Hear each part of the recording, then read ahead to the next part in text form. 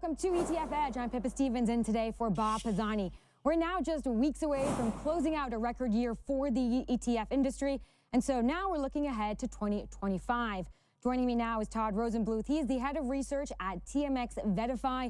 So Todd, let's set the stage here. The industry is sitting on just under $1 trillion. Could we reach that milestone by year end? And which funds are grabbing the majority of new inflows?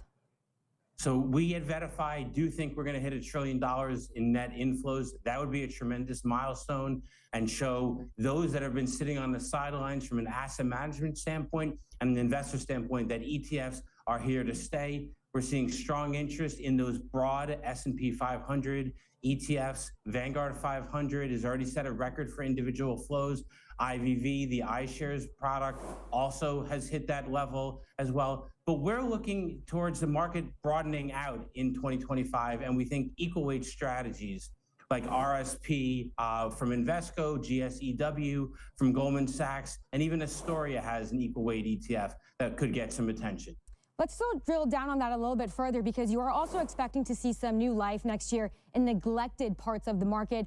What exactly do you mean by that, and how can investors hop on that trade?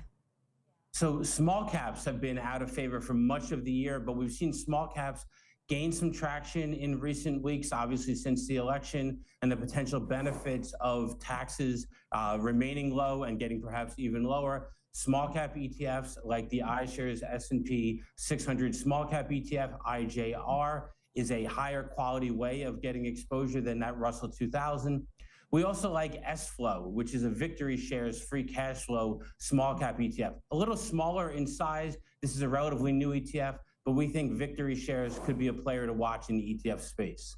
All right, so small caps could be set for more gains ahead. We do have much more on the outlook for 2025 coming up on ETF Edge at 1:10 p.m. Eastern. Todd will be joined by Dan Egan. He's the Managing Director of Behavioral Finance and Investing at Betterment. You can catch the show at etfedge.cnbc.com.